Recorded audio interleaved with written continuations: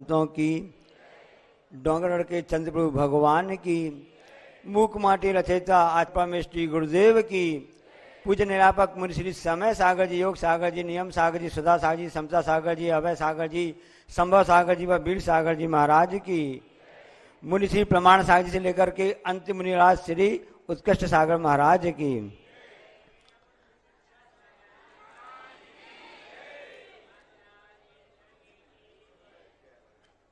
साधना का मार्ग होता है और एक साधनों का मार्ग होता है। लोग पूछते हैं, दो प्रश्न होते हैं, आप खाने के लिए जी रहे हैं या जीने के लिए खा रहे हैं? You are living for eating और you are eating for living. आप खाने के लिए जी रहे हैं कि जीने के लिए खा रहे हैं?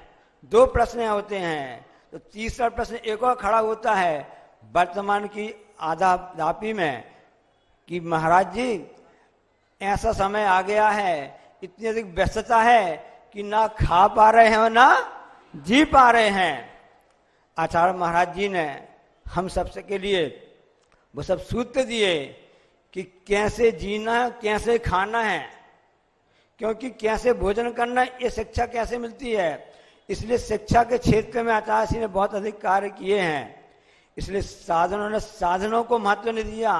आचार्य ने अपनी साधनों को महत्व नहीं दिया, अपनी साधना को महत्व दिया है। एक मात्रा बस आ का और ओ का बस अंतर है।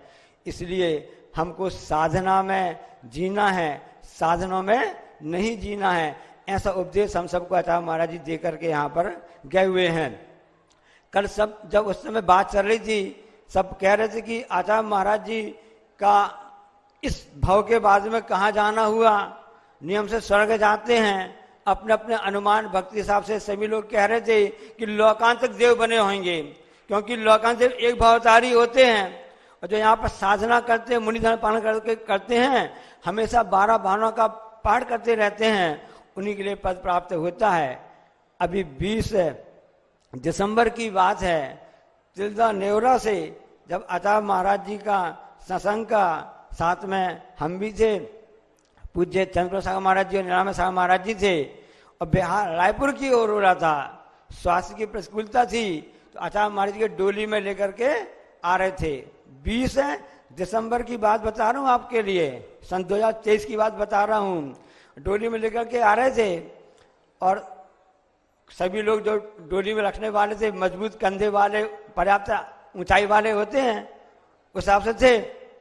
अब मेरी ऊंचाई तो केवल 4 फुट 11 इंची है, अब मैं कैसे उसमें कंधे में रखूंगा। आचार्य जी उसमें विराजमान थे, डोली में विराजमान थे। हमने आचार्य जी से निवेदन किया चलते चलते, आचार्य श्री मुझको भी कंधा में रखने की भावना है, मुझको भी डोली कंधा में रखना है। तब आचार्य महाराज जी ने क्या आपके लिए, हमारे लिए जवाब दिया, उत्तर दिया, मैं आपके साथ शेयर करना चाहता हूं। मैंने निवेदन किया कि आचार्य जी मुझको अपने कंधे में रखना है, क्योंकि डोली में बराबर के लोग चाहिए, आगे भी और पीछे भी एक साथ चाहिए। अब मैं 4 फुट गए, मैं अकेला भी सबसे छोटी हाइट का हूं, मैं चाहता हूं सबसे छोटा रहूं। लघु बनने में ही कल्याण है, लघु के द्वारा ही राघव बनते हैं। आचार्य ने दुआ लिखा ना, तो आचार्य ने क्या कहा कि लोकांतक देव को बुला लो। सब जानते हैं कि अभी क्या तब कल्याणक दिशा कल्याणक में लोकांत देवों को, छोटे छोटे बच्चों को उनको बनाया जाता है। आचार्य ने हमने कहा कि हमको भी कंधे में अपना आपकी डोली रखनी है। आचार्य ने कहा किसी लोकांत देव को मतलब व्यवस्था कर लो, लोकांत देव की व्यवस्था कर लो। ये आचार्य महाराज जी के मुख से वह शब्द निकला हुआ था। हम भावना भाते हैं कि भगवान आपके मुख से जो शब्द निकला है उसी पद को आपने प्राप्त किया होगा। ये सब बहुत बातें ऐसी हैं जो सब हम सबको एक स्मृति रूप में समय है, क्योंकि अतीत की स्मृति होती है, वर्तमान में तो अनुभव होता है। हम सब अनुभव कैसे करेंगे, उनके मार्गों में चल करके, जैसे कि अभी महाराज जी ने बताया, आपको जानकारी भी है कि आचार्य महाराज जी की उस निश्चित का शिलान्यास सबने लाभ लिया है। अब ये सब बातें आपको कहाँ कैसे मिलेंगी, आपका परिचय कैसे क्या मिलेगा? गुरु महाराज जी से किसने कौन से व्रत लिए, कब ब्रह्मचर्य व्रत लिया, किसने प्रतिमाएं ली, कौन ब्रह्मचारी, कितने भाई सब हैं। आजकल डिजिटल का जमाना आ गया है, आपको कोई कागज पेन नहीं चलाना है, बहुत आगे बढ़ गया। माननीय मोदी जी प्रधानमंत्री के द्वारा भारत देश आगे चला गया है। तो आचार्य के आशीर्वाद से, मुनि संघ के आशीर्वाद से, प्रेरणा से सन 2016 में जब आचार्य के संयम श्रवण महोत्सव मनाया जा रहा था, तब एक वेबसाइट का निर्माण हुआ था जिसका नाम था www.vidyasagar.guru। उसका व्हाट्सएप चैनल भी बन गया है, आचार्य विद्यासागर व्हाट्सएप चैनल। इन सब में आप सब करके अपना डाटा उसमें डाल सकते हैं। जो भी संलेखना के कार्यक्रम होंगे, जो भी संगीत सभा होगी, उन सबको आप जिस भी समाज से हो, जिस भी जहां से भी हो, आप उसको खोलिए। इतना सिंपल उसका उपयोग है कि एक क्यूआर स्कैन होता है ना, क्यूआर कोड होता है, आप उसके यहाँ लगा हुआ है, आप क्यूआर जो कोड स्कैन करके उसमें आप अपनी बात डाल सकते हैं, सब कुछ देख सकते हैं।